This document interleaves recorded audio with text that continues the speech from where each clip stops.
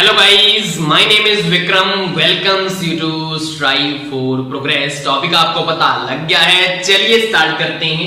यहाँ पे हम डिटेल से यहाँ पे चर्चा करेंगे कि कट ऑफ क्या रहने वाली है, पेपर का लेवल कैसा था और नेगेटिव मार्किंग जो है कितने की है, कैसे आपको नेगेटिव मार्किंग निकालनी है वो मैं आपको बताऊंगा कि कैसे निकालते हैं। यहाँ पे हम स्टडी करेंगे कि कितनी कट ऑफ रहेगी और यहाँ पे आपको एक पाई चार्ट के जैसा दिख रहा है, वो क्या है, सब्जेक्ट कितना हार्ड आया, उसके ऊपर हम क्या करेंगे यहाँ पे डिस्कस करेंगे।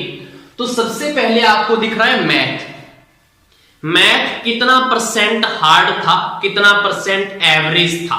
इजी तो हम इसको मानते ही नहीं है, ठीक है। तो बायो वाले स्टूडेंट जो है उसके लिए तो काफी हार्ड लगा उसको, मैथ वाले के लिए वो एवरेज भी था और हार्ड भी था। तो यहां पे अगर हम हार्ड की बात करें तो मैथ का जो पेपर आया वो हमारा 30% जो था वो हार्ड पेपर था, बाकी जो 70% था मैथ के जो क्वेश्चन थे वो एवरेज थे, इजी नहीं थे कोई भी।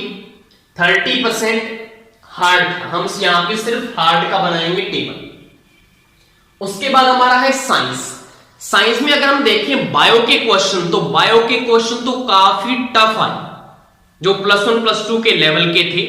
इतना हार्ड यहां पे नहीं पूछना था, लेकिन उन्होंने पूछ रखा था। तो बायो इसमें हार्ड थी, फिजिक्स एवरेज थी और केमिस्ट्री भी क्या थी, एवरेज थी।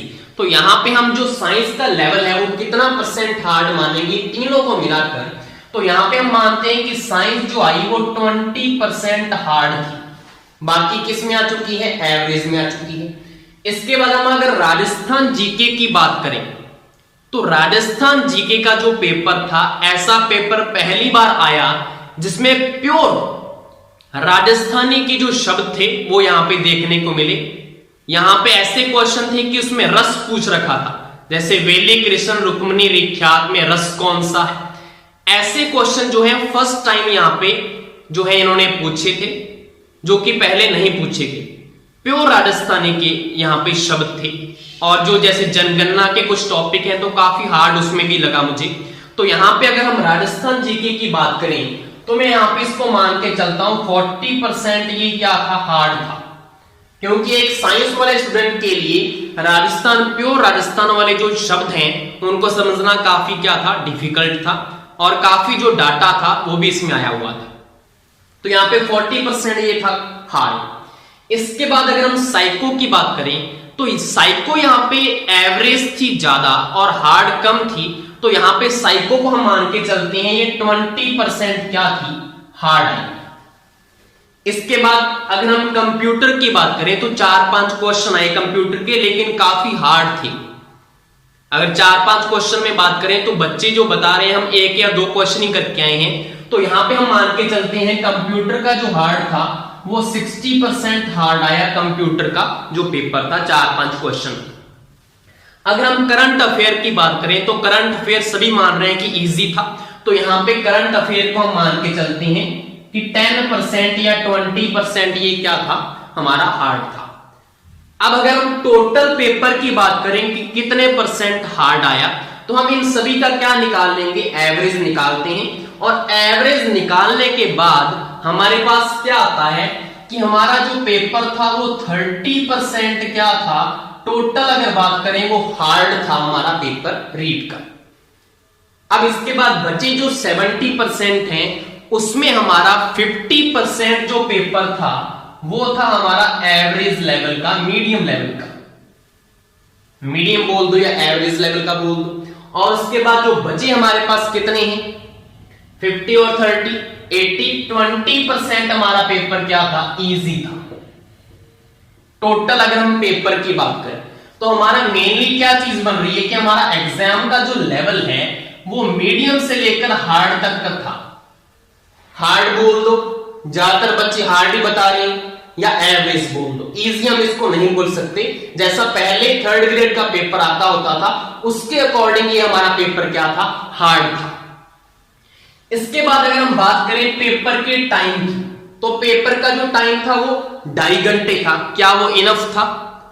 आपको पता होगा मैथ के क्वेश्चन करने में काफी ज्यादा टाइम लग रहा था और साइंस के क्वेश्चन भी जो थे जिसमें आपको मैथ्स करना था उसमें भी काफी टाइम लग रहा था। तो मुझे लगता है कि ये जो 2.5 घंटे थे ये हमारे लिए इनफ नहीं थे, यहां पे 3 घंटे का टाइम मिलना चाहिए था इस पेपर के लिए। 3 घंटे का टाइम मिलना चाहिए था। काफी बच्चे बता रहे थे कि हमारा पेपर जो है वो कुछ रह भी गया है, छूट चुका है।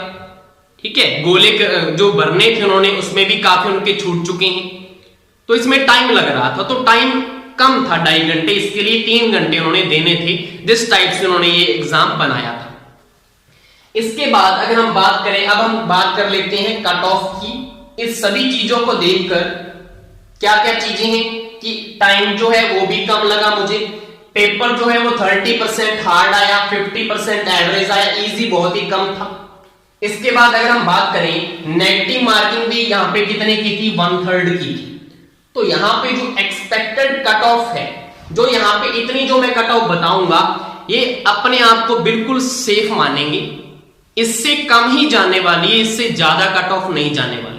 तो यहां पे क्या है, जनरल की जो मिनिमम कट ऑफ है या मिनिमम नंबर है आउट ऑफ 300 में से मैं आपको बता रहा हूं यहां पे कितने जाने वाले हैं। तो जनरल के यहां पे कितने रहेंगे, 190 मिनिमम और मैक्सिमम यहां पे आएंगे 195। क्लियर। इसके बाद ओबीसी की अगर बात करें तो यहां पे कितना हो जाएगा, 185 और यहां से 190। इसके बाद ईडब्ल्यूएस की बात करें तो यहां पे 180 हो जाएगा और यहां पे 185।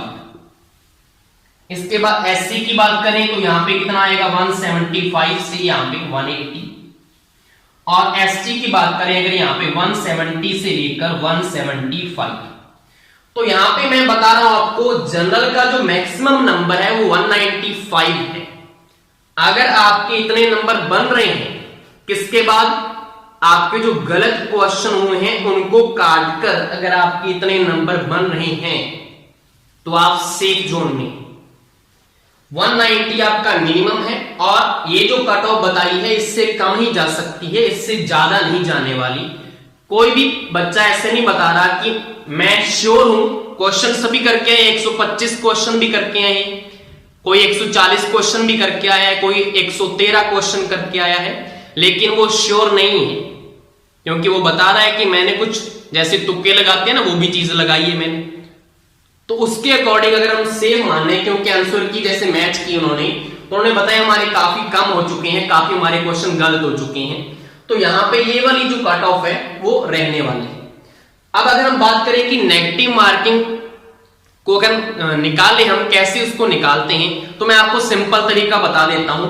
जैसे कोई बच्चा 150 क्वेश्चन में से टोटल 125 क्वेश्चन करके आया, 125 उसने अटेम्प्ट किए।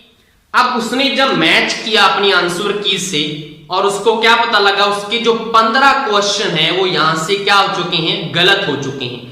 तो यहां पे देखो उसके अगर 15 क्वेश्चन गलत हो चुके हैं तो ये 15 क्वेश्चन तो माइनस कर दो, कितने आया, 0 1 1। तो 110 क्वेश्चन उसके क्या है, सही है। अब ये उसके क्या है, सही है, 15 क्वेश्चन उसके गलत किए और अटेम्प्ट वो करके कितने आया था, 125। अब आपको पता है 110 क्वेश्चन तो उसके सही हैं, लेकिन 15 क्वेश्चन जो उसने गलत कर दिए तो नेगेटिव मार्किंग यहां पे अप्लाई होगी। तो 15 क्वेश्चन जो है उसके गलत, इसका आपने क्या करना है, 1/3 निकाल लेना है। 1/3 निकालेंगे कितना आएगा, 3 5 15। तो यहां पे उसके 5 जो क्वेश्चन है वो भी इसमें से कट होने वाले हैं। तो 5 क्वेश्चन और इसमें से माइनस कर दें अगर, तो यहां पे कितना आएगा, 105 क्वेश्चन अब उसके क्या है, सही है। अब 105 क्वेश्चन के अकॉर्डिंग अगर हम मार्क्स निकालें तो 2 से मल्टीप्लाई कर दो तो कितना आएगा, 2 5 10 0 1। तो उसके कितने मार्क्स बनेंगे, यहां पे 210 मार्क्स बनेंगे। करके वो कितने का आया था, 125, और उसके नंबर यहां पे कितने बनेंगे, 210 नंबर बनेंगे। तो ये नेगेटिव मार्किंग का यहां पे तरीका होता है। क्लियर। तो ये नेगेटिव मार्किंग थी, ये एक्सपेक्टेड कट ऑफ है। मुझे नहीं लगता कि इससे ऊपर जाने वाली है, जैसा पेपर का लेवल था, हार्ड लेवल था। और बाकी जो प्रेशर होता है एग्जाम का वो भी वहां पे देखने को मिलता है। घर पे आके तो हमारे पास बहुत ज्यादा टाइम है, हमें लगता है ये इतना सिंपल सा क्वेश्चन था, ये मैंने कैसे छोड़ दिया, ये सभी के साथ होता है, वहां पे एग्जाम का प्रेशर होता है, टाइम भी देखना होता है, हमारे पास जो पेपर के अलग अलग पोर्शन है उन पे ज्यादा टाइम लगता है। ठीक है, किसी को मैथ आसान लगती है, किसी को बायो आसान लगती है, किसी को साइको आसान लगती है, तो सभी का अलग अलग चीज होती है। होप सो आपको ये वीडियो ने संतुष्ट किया होगा। Thank you.